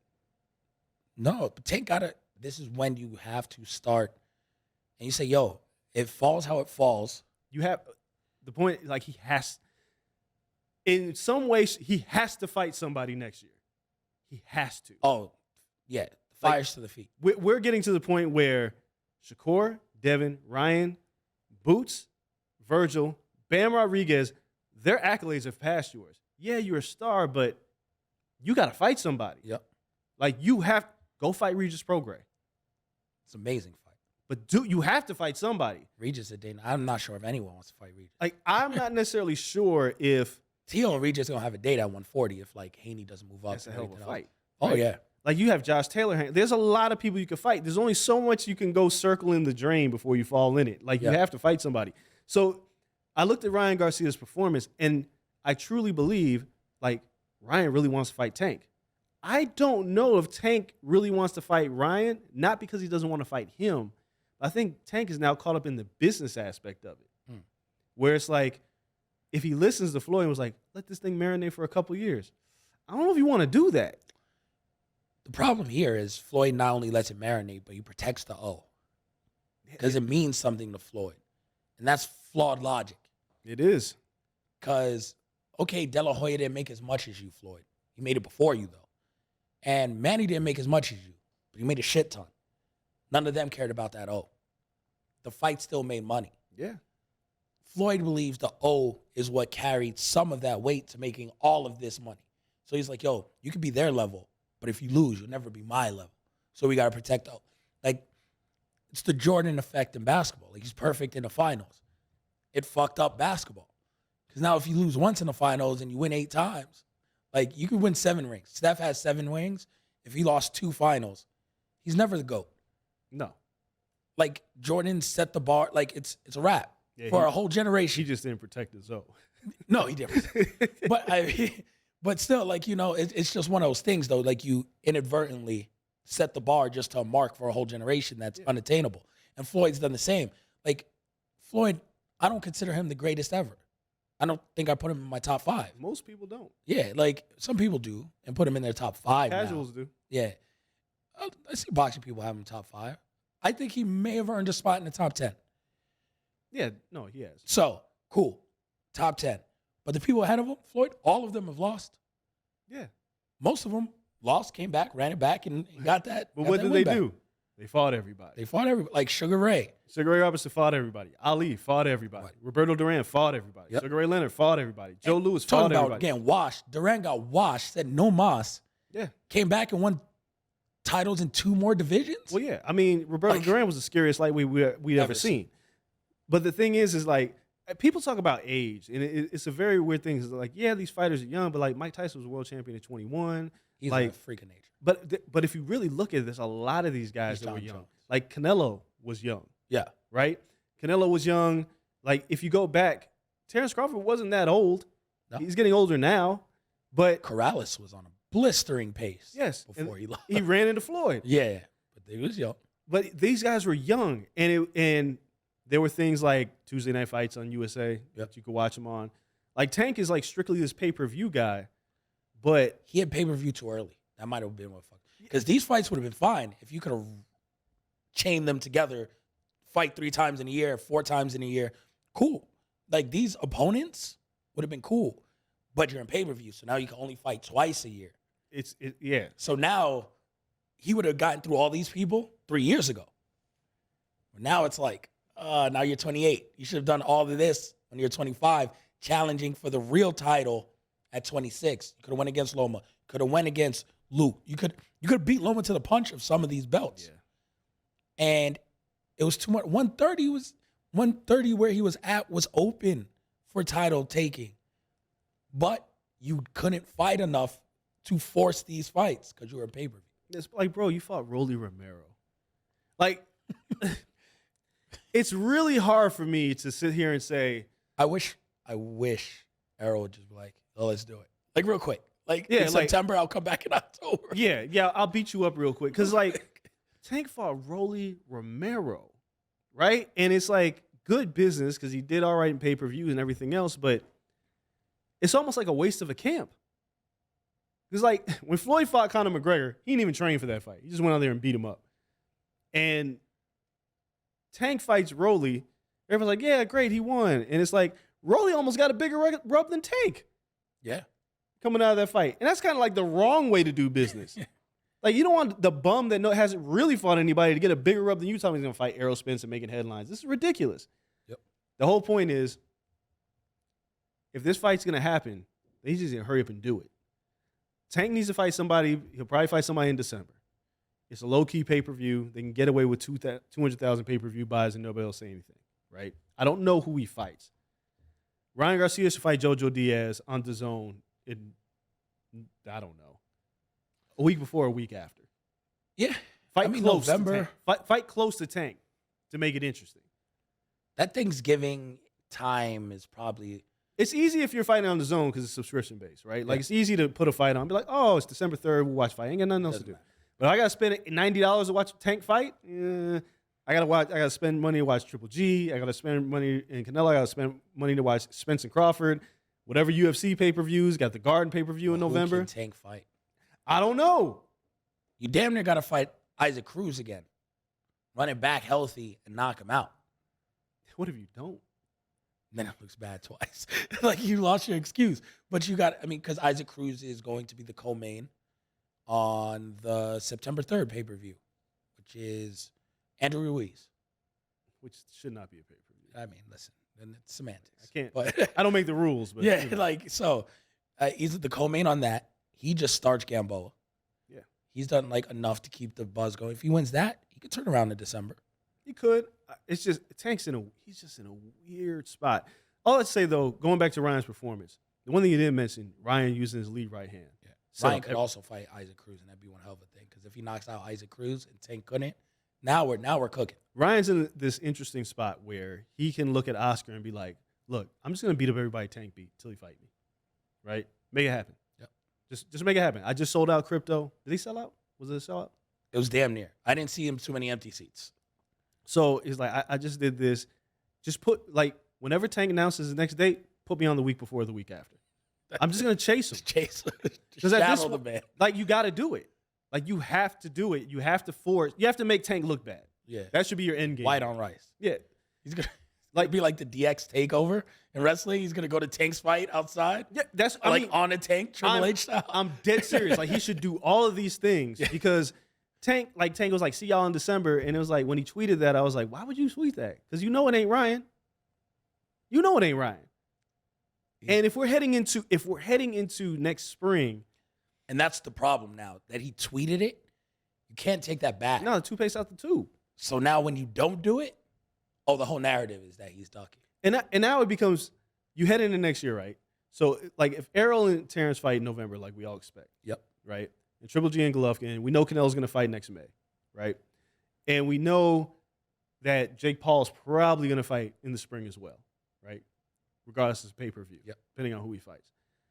Javante, you can't be doing these bullshit pay-per-views for much longer because people got to spend some money. Yep. Because now the winner of Spence Crawford, they're getting another pay-per-view fight. I think there's a rematch clause probably. Yeah, but it's a pay-per-view regardless. They'll fight, people are going to have to spend money. Canelo's going to fight, people are going to have to spend money. Who am I missing? There's another pay-per-view. Canelo might not fight again until May. He'll fight in May. He'll definitely fight in May. But everybody's Don't let AJ win. Right. Like if Anthony Joshua wins and you start targeting a Fury fight, and if you're Tank, it's like, where do you fit? Yeah. You can't fight a bum. You need to fight Ryan Garcia. Right? Ryan's fighting on the zone, which is like, yeah, he's making his money, but it's a subscription-based service. He's not fighting on pay-per-view. Now you got this Now they do have pay-per-view. They do, which fucking KSI is fighting on pay-per-view. Yeah, and Ryan's not. I don't know. Whatever. They know what they're doing. Yes. Because KSI is going to clean up in that UK fight. Yes, he is. He's going to clean up. But they're playing it right. I'm concerned that Floyd and Tank and like they look at the business of it and they don't realize like, yo, the game is about to pass you by if you don't hurry up and fight somebody. Mm-hmm. So I was impressed. I liked Ryan's performance. I figured he'd do that.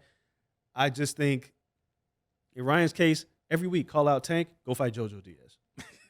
I think that's the game plan. Go call out Tank every week. Every week, get on social media. Just tweeted again about Tank. Yeah, just tweet about Tank. Go fight JoJo Diaz. Beat JoJo Diaz. Call out Tank. And if you beat him faster than Devin Haney did, call out Devin Haney too. Because you're in Golden Boy. You're like on an island. You got to call out somebody. So I hope that's what he does. I don't know what, like, T.O. fights, what, August 13th? Yep. Here in Vegas. Resorts World. Danny Garcia fights next week? Yep. Yeah, I'll be at that fight too. Anthony Danny Joshua. at 154, I believe. Yeah, Danny's fighting at 54. Benavidez is going to be back soon. Yep. I don't even know when the Joshua fight is. 20th? There's, for Tank, it's one of those spots where everybody's fighting people and you're not. Yep. And you're on pay-per-view. He has to fix it. He's got to fix it. It looks like what was Devin fighting when? He's fighting October. Now, if Kambosos wants to come here, he can have a shot at the belts again. If not, I mean, listen, Top Rank got a lot of people. They do. In that 135 realm that he can fight. And then don't let Devin go out there and fuck somebody up either. Like, don't let him go out there and just start somebody. Yeah. And then Devin gets on the mic, and it's like, oh, God, he's calling our name. Kambosos never getting a title shot again because Loma's next after that. Yep. Loma's going to come back, get a warm-up fight, all things considered, as much as it could be for Loma. And then he's right into the Devin fight. Devin's third fight on ESPN is going to be Loma. And then we're going to know all we need to know. Yeah, we'll know everything. Pound for pound is interesting. There's a lot of... It's going to be... The Charlos are hanging around trying to look for their pay-per-view fights. Ain't shit for Charlo at 154. It got to stop. I mean... Really, though? They ain't nothing... Like, I looked through the 154 rankings. It's not great. It's like, damn. Like, come on. If Errol beats Terrence Crawford and jumps up to 54, now you got to fight. Him versus Charlo is tough, like friend versus friend thing, but he beats the brakes off. But Errol, Errol's like, I'm going to fight him. Yeah. His little country Texas draw, I'll fight him. He's got a belt. I want to fight him. It'd be great to see Bud, though. That's what I'm saying. Bud wins. Bud's a strong little man. He's a nasty That'd be man. going for 3 division undisputed. Yeah. If he was able to do that. If he can pull this off, pivoting to Terrence Crawford, if he can pull this off where he fights Errol, if he beats Errol, let's say stops Errol. Yeah. He's number 1 pound for pound, Yep. right? Passes everybody. And then he goes, Vacates. Yeah, he's like, all right, this is cool. Fuck the undisputed. Yeah, Vacate. fuck it. Charlo, beat your ass too. Let's get it. Like, this is the late Mayweather career. If Terrence can figure out the media aspect of it, he could become a huge draw. I don't even know if he'll be a draw. Like, if he does that, he's pushing top 5 all time. I don't know if he's pushed top 5 all time. Still got some work to do. Undisputed at 140. Undisputed at 147 against a top 3 pound for pound guy. Undisputed at that point, which would be another top 10 pound for pound guy, at 154. I don't know. I still don't know if he's No one's top 5. in a 4-belt era. No one's ever been 2 divisions. True. I don't know. It just depends on how these performances. There's a lot of things that go into And undefeated at that point. Yeah. Still. It's fine. It's about time with Terrence Crawford. Yeah. Like, he hadn't really fought. It's like, fine. And he just can't hang around too long. Then you just got to be like, all right, cool. Like, Yeah. dodge Get this these shit. and get Yeah. out. But Terrence has a path to stardom. Everybody has a path to stardom. It's just, I just keep looking at Tank and I'm just like, I don't know. Because we His just mentioned. path is there. He's got to take it. He just won't take it. It's right there. It's a hop, skip, and a jump. Like, you got 3 people, bing, bing, bing, right there, that if you play your cards right, easy. Fight Ryan, be Ryan, cool, I'm out. Then you force, okay, now I'm going to Haney for all the belts. If you beat Haney for all the belts, then Loma's still there. Yeah. You can fight Loma. Okay, cool. And then by then, Shakur's ready to come up. And you go Shakur, like you can. He can. A mandatory in there a little He just bit. won't. No, he won't. They're not doing that. Good old boxing. Yeah, damn it, boxing. But we can talk all day about what Ryan should do and who he should fight. Know who else wants to see Ryan fight? Tank? Oscar De La Hoya told me that when I interviewed him last week. We're going to give the people that interview coming up right after this break because if they didn't check it out on YouTube, Oscar was on it. He's always on it. Oscar was on it, baby. He talked Canelo. Said Canelo. 10 fights out of 10, Canelo will not beat Bivol. I need Oscar to stop. Seriously, man. Hell of an interview. Look, Oscar, I get it, man. It's like Ryan's your guy. Canelo. There's a breakup. Oscar and Canelo. Yep. Like you don't like Canelo anymore. He also favors Crawford over Errol. That's fair. Told me that as well. That's fair. Yep. But it just sounds like sour grapes when the Oscars talks about Canelo, right? It's like he's trying to be objective. He just says 175 is too big. He beat Kovalev at 75, which is true. 75 is too big for mentioned Canelo. That, yes. I think it's true. He said he could beat some people when it's well placed. I don't know if 10 times out of 10 he loses to Bivol. I don't know that. 10 out of 10 is a lot. That's a lot. That's no chance in hell for a guy who is one of the greatest. And it's like you're just saying, like, never? Like, stop, Oscar. Like, he'll win. I think he'll win. Like, if they have the rematch and he wins, what's Oscar going to say then? He can't be better BF. That's what he's going to say. I mean, dog. He's got to beat Triple G. King Arthur is crazy. No, he does have to beat Triple G.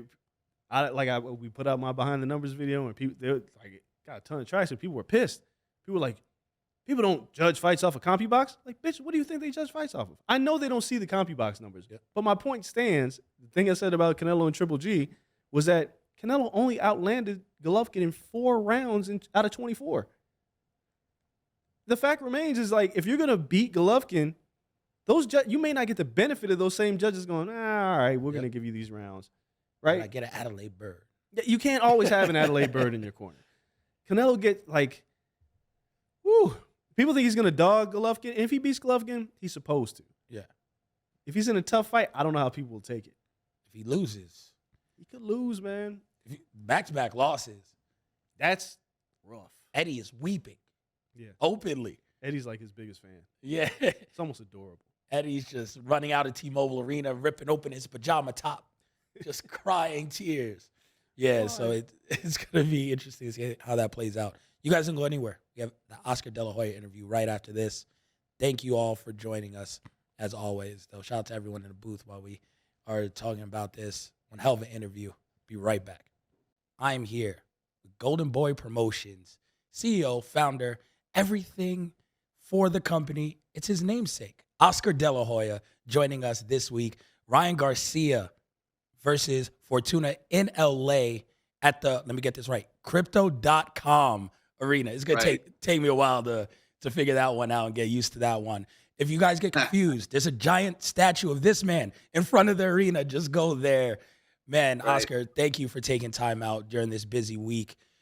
First and foremost, LA, a place you know well, you have the statue. How great is it to see Ryan Garcia draw like he does in LA and kind of, follow in those footsteps where he could be the next big star performing in an arena like crypto.com?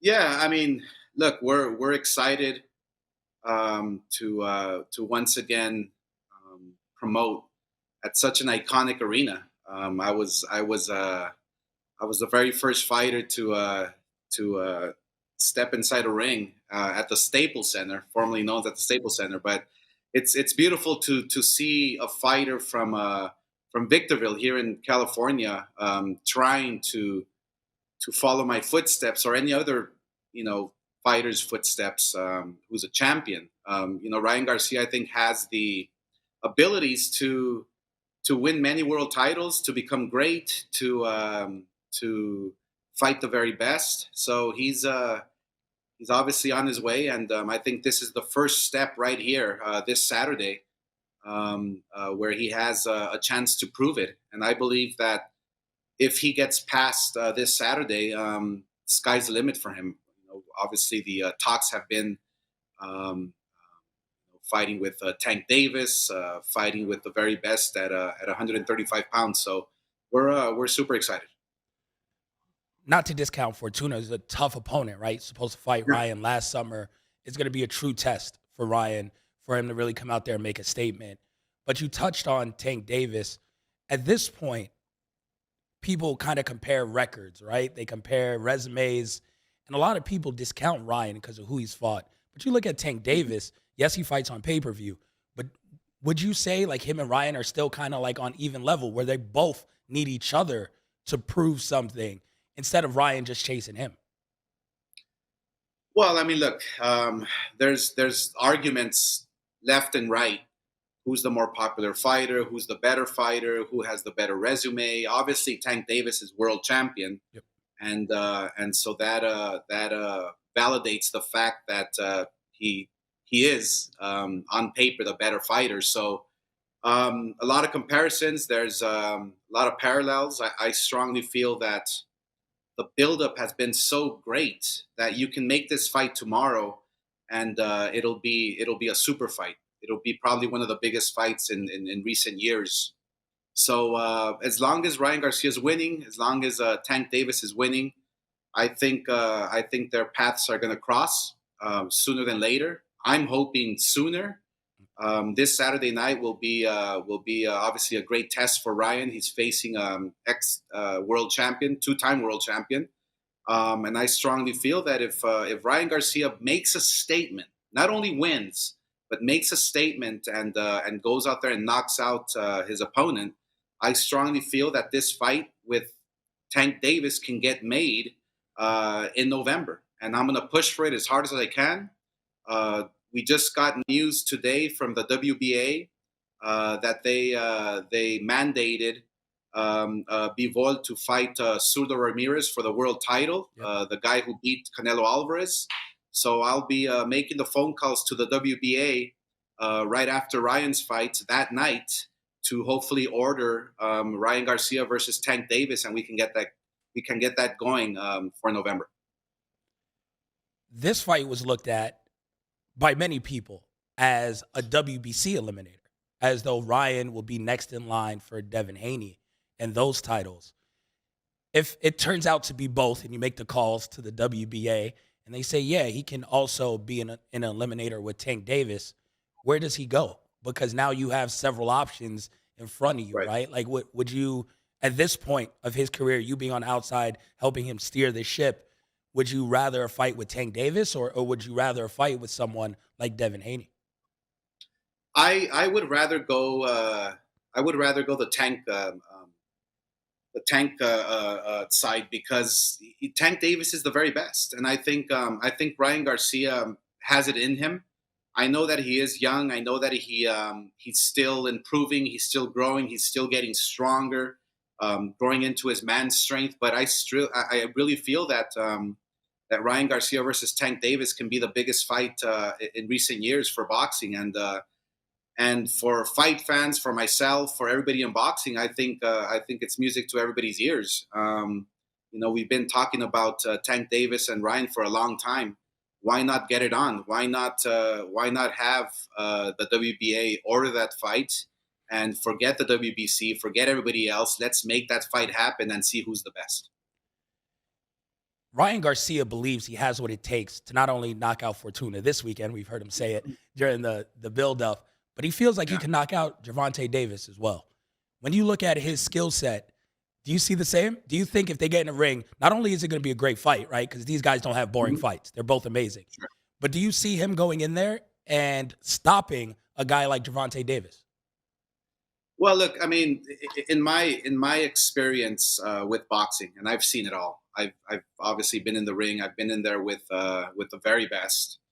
I've experienced, the fighters that I've promoted over the years, up close and personal, what it takes, what it's like, how you react in the ring. There's so many variables that come into play. I just feel that both guys are special. I feel that Gervonta Davis is such a special talent inside the ring. I feel that Ryan Garcia is a special talent. And when you bring out the best in both guys, we're going to get a great fight. There's no doubt about that. I feel that Ryan Garcia does have what it takes to beat Gervonta Davis, and Gervonta Davis has what it takes to beat Ryan Garcia. That special factor that both fighters have. It's like if one fighter goes down, like Ryan did with Luke Campbell. Yep. If Ryan goes down, he's gonna get back up and knock you out. That's just in his nature. And same thing with Gervonta Davis. If he ever gets dropped or he's going to get back up and knock you out. It's something special. It's something instinctive that both fighters have. They have the heart. They have the fight in them. They have the will, the power, the strength. So I think when it comes down to it, if both fighters are in that same ring one night, hopefully in November, I think that it's going to come down to who wants it the most, who's trained harder, who's trained smarter, who is keeping their composure, who can stay calm, cool, and collective inside the ring. A lot of variables come into play. It's not just one thing, but both guys are special fighters. You mentioned that, and looking at Ryan in particular, turns 24 in a month. Only 23 years old. He's done all of this already in his career, all of the hype, all the accolades. You went through the Olympic process. You came out, you were the golden boy. You started, still having to get your feet wet as a pro. I believe, if I read this right, you were just a champion at that age, at 24 years old. A lot of people look at Ryan like he's behind the ball. If we go by like the standard career in the 90s, the 80s, he would just be starting his career. Do you see him as though like, okay, this is just the beginning? Or do you feel like there's a timetable where it's like, we have to get titles on him for him to become a 3-division, 4-division type of champion? Sure. Well, look, everything happens for a reason. With Ryan Garcia, I mean, everybody has their own path they have to take to superstardom, to where they want to get eventually in their careers, in their life as a fighter. I strongly feel that everything happens for a reason. With Ryan Garcia, look, he had his mental health issues that he was dealing with. He unfortunately had his injury to his right hand. So he's had a few setbacks, but I strongly feel that this is the time. This is the time for him to shine. I mean, I think Saturday night will be a testament to how great Ryan Garcia is. I strongly feel that Ryan Garcia is a fighter that always steps up to the competition. Meaning, the better fighter he has in front of him, the better he's going to perform. That's just the talent he has. He has that it factor, and I strongly believe in it. So I feel that Ryan Garcia, it's his time. I feel that after this fight Saturday night, he will hopefully go up against Tank Davis, the very best at 135, and then challenge the rest of the world champions. So there is a plan in place. There is a challenge for him in front of him on Saturday, but we strongly feel that it's go time. It's time to shine. It's time to just go fast, full steam ahead, and hopefully he'll be the very best one day and fight all the champions that are out there. All right, let's project this out then a little bit for Ryan Garcia. How high do you see him getting in his career in terms of weight class and fighting? Because we know 6 divisions right here on your end. But there was a time where people didn't see you going up that much, right? Like 154, it was kind of like a reach, people thought. Ryan is taller than you. Like, Ryan, people see Ryan Garcia in real life, like 5'10", 5'11". The guy is 3-inch height on Canelo. We see Canelo at 175. How high do you see Ryan being able to go in his career? And how many divisions do you see over the next decade and a half, him being able to tackle? I can see Ryan Garcia eventually fighting at 154. Comfortable, fighting the very best, unifying titles. I think the fact that Ryan Garcia is making 135 is incredible. It's obviously a testament to his hard work, to his dedication.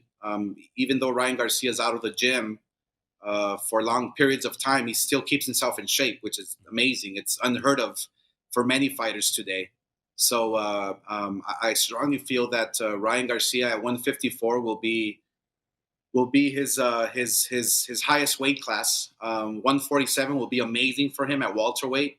I think 140 is going to be probably the best weight class for him, where he's going to have all the biggest and best challenges, including 135, obviously. But I think sky's the limit for Ryan. Ryan, his destiny is in his own hands. He has to stay sharp. He has to stay focused. He has to stay hungry. I believe that he has to, first and foremost, realize and believe in himself on what got him here. And what got him here was in the ring, staying in shape, being active, winning fights, and just working hard. And I know you're going to try to make this happen, right? Because one thing you like to do is make fights. So you're going to try to make this happen. But when we look back on it, end of the day, all said and done, does Ryan Garcia fight Devin Haney, Gervonta Davis, Teofimo Lopez? Does he get in the ring with all of them? Because the complaints are, people call them the 4 princes, whatever. We're going back to the glory days of the 4 kings and everything. Right. But people are skeptical. Like, they're never going to fight each other. You want one fight to happen in November. But do you think eventually we see him in the ring with all of them? I do. I without hesitation, I really do. I think that it's destiny for everybody. Everybody wants to see those fights right now. Social media is kind of like, it's brought all the world together, and everybody can chime in and talk and have their opinions. But I strongly feel that, if we keep to our game plan, I think these fights are gonna happen sooner than later. I mean, whether they happen at 135 or 140. Because all these kids are growing up. They're filling in. They're filling into their man strength. So I strongly feel that if they don't happen at 135, they'll happen at 140. You mentioned social media real quick. Could you imagine doing what you did and going through your run as a boxer with Twitter around, with TikTok, with Instagram? How much pressure do you think that puts on this new generation of fighters? Could you imagine going through your path? Oh man, Oscar, I love your career, but they would have crushed you when you were going against Sure. Julio Cesar Chavez on Twitter. Like that, it would have been no Yeah. good thing said. Could you imagine like going through that and the pressures these kids have to face?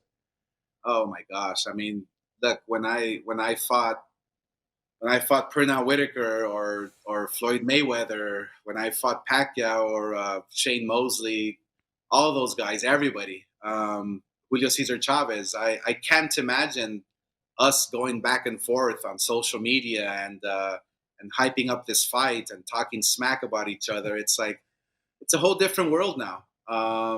It's a whole different world, but it's a big distraction. And I think that the fighters who are gonna make history and who are gonna build legacy are the fighters who are gonna stay focused and focus on the job at hand.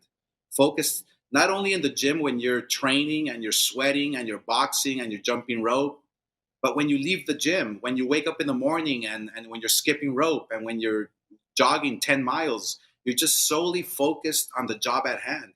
That's exactly what it takes because boxing is unlike any other sport. You're not hitting a baseball, out of the ballpark. You're not catching with somebody. You're not throwing a football. You're beating somebody's head in. So you have to stay focused and determined and hungry. So and social media has kind of distracted a few fighters out there today, and it shows. It's shown, in recent fights, the focus, the determination, the hunger. Social media has kind of rocked the boat a little bit in that area, but as long as fighters stay focused, that's all it takes. It's staying focused and disciplined at the job at hand. I'll follow up with this because you market and you promote arguably the number one social media entity in boxing, which is Ryan Garcia. And it's such a big platform for it. It brings in so many fans. How do you give him advice and just to remain balanced? Well, because he can't get away from that now, right? It's, again, you did acting coming up. You did all these appearances. You had stuff outside of the ring. It made you the golden boy. Right. So you might be the perfect person to guide him and say, listen, I did all this outside of the ring, but also I knew when to turn it on. Is that advice that you try to give him? Yeah, I mean, look, the advice is when you're in camp, it's 100%. I mean, when I would wake up in the morning and train all day, and I would finish sparring at 5 p.m. Let's say, my day would end at 7 p.m. every single day. But on those days that I had time off, I had to rest. I had to rest my mind and my body. I couldn't get on the computer. I couldn't, even shoot billiards because I was standing up and my legs would get tired. It was just a different mentality. I mean, you have to be 100% inside that ring in order to perform at your best. So I look, the advice I give everyone is just try to stay focused for those few weeks of training camp, because boxing is such a short window of opportunity. You have such a short window to win world titles, to make history, to create legacy for yourself, and that lasts forever. So, and social media will be there, after your boxing career, or even after your fight. So it's a matter of just staying focused within those few weeks of training camp, get your fight over with, and then you can have all the fun in the world that you want. All right. Before I let you go, get out of here, I got to pick your brain, right? Because you're always on top of everything in boxing. You keep track of everything. You always have a great opinion on everything. So I'm going to throw a couple of things at you. Okay. Terrence Crawford, Errol Spence. They say that it's going to happen finally. You've been advocating for people to cross this street forever. Sure. Right? You fought everyone. You thought these things could happen. It looks like it's going to happen. Who do you give the advantage to in that fight? Wow, it's a great fight. I mean, I love Terrence Crawford because of his overall abilities. I mean, he can do it all. Footwork. He's very elusive. A lot of combinations. He's a fast fighter with his punches. He's strong. I believe he has the will to, if he gets knocked down, he'll get back up and try to knock you out. He has the mental strength. I really think that that Errol Spence it's the same. I mean, he's proved it over and over. When I was promoting Errol Spence, and I've always said it, that he's like a Sugar Ray Leonard. He's that type of fighter, or should have been that type of fighter in terms of like popularity and people loving him. And he's like a Sugar Ray Leonard, with skills, with the abilities, with the work ethic. He's a special fighter. I think both fighters are special, but I would give Terence Crawford the edge just because of his elusiveness. He flows more with his punches. He tends to move a little more side to side in the ring. He tends to use his jab more, throw more combinations. Whereas Errol Spence is a little more mechanical. He's not too fast with his feet. He's a strong fighter, great technician, but he's not as elusive as Terence Crawford. So I would have to give the edge to Terence Crawford, but it's a very tight, close fight. 2 more. Next one. When it's all said and done, does Canelo become undisputed at 175? And this is after you saw what he did against Bivol. We understand he has all the belts at 168. He's defending those. But do you think he has what it takes to become undisputed at light heavyweight? No, not undisputed at light heavyweight. There's no chance whatsoever. I mean, I think if he fights Bivol 10 times, he loses to Bivol 10 times. There's another champion that Top Rank promotes, who is just Beterbiev. Yeah, it was Beterbiev. I know who he was. I just didn't know how to pronounce his name. He's a beast. He's an animal. He's seek and destroy. And there's fighters like Zurdo Ramirez as well, who's coming up, and we feel that just 175 is kind of like pushing it for Canelo Alvarez. I mean, at 168, he's a monster. I think he's gonna continue to reign as a world champion at 168, unify all the belts at 168, and he should maybe stay there because 175 is a little too much for him. Just to follow up, a great what if you were still promoting him, would you had really kind of tried to say, let's not go to 175. Let's make your legacy at 168, because some people argue that loss does hurt the overall legacy. Sure, of course. I mean, look, there's fighters. If he wanted to go to 175, there's fighters he can fight where he can do well. He proved it with Kovalev. He was very successful there, and but there's fighters that are just impossible to beat when you're trying to make history. And look, kudos to Canelo that he went up to 175 and tried to challenge Bivol and beat him. I mean, that's amazing. I'm a huge advocate of fighters taking risks and literally having balls to challenge these tough fighters. But I think 175, when you're facing the very best, like Bivol and other good fighters there, it's maybe you're maybe just challenging yourself a little too much. Yeah. So try not to have too much ego. Go down to 168. Look incredible the way he'll fight Triple G this coming up September, and look great, look amazing. He's going to knock out Triple G, and he'll be back on top of the world, and maybe just stay right there at 168 and finish your career at 168. Last one. Does Tyson Fury come out of retirement? Do we get an undisputed heavyweight championship matchup this next year? I believe so. I think that I've talked to Fury a few times, and first of all, I think he's great for the sport. He's probably the best heavyweight out there today, who is willing to take the risk, who is willing to fight everybody.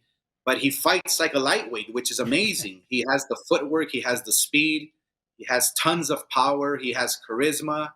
I think his time will come where he will be the undisputed heavyweight champion of the world when the time is right.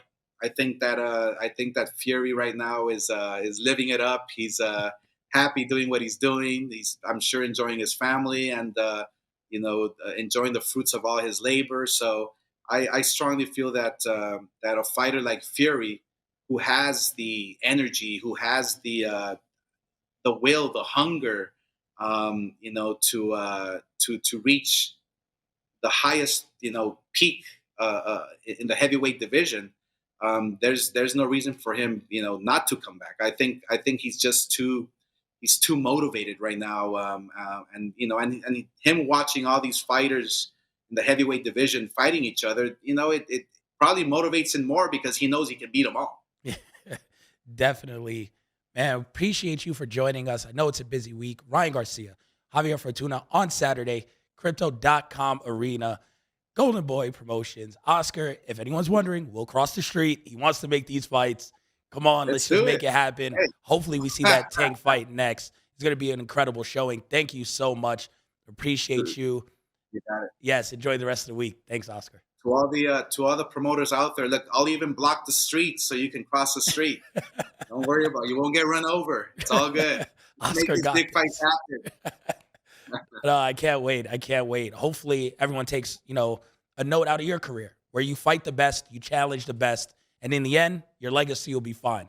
They could never say you ducked anyone. I want to promote the way I fought. That's the bottom line. Perfect. No, couldn't have said it any better. Thanks so much, Oscar. Everyone, make sure you guys tune into this fight. It's going to be huge, huge, huge. Ryan Garcia is a star in the making. He's already a star. He's going to be a superstar. So make sure you guys watch that. Oscar De La Hoya is incredible today. Remember, I'll make this short. Follow us on social media at Corner Podcast _ on Twitter, at Corner Club for Life on Instagram. Follow me at Kel Dansby. The old man's not here, but follow him at Andreas and Kel on all platforms as well. Thank you to Blue Wire Studios here in the Wynn Resort. Producer Cole, Bebe in the booth for always making it happen. You guys stay safe. Watch an incredible weekend of boxing. Till next time, we're out.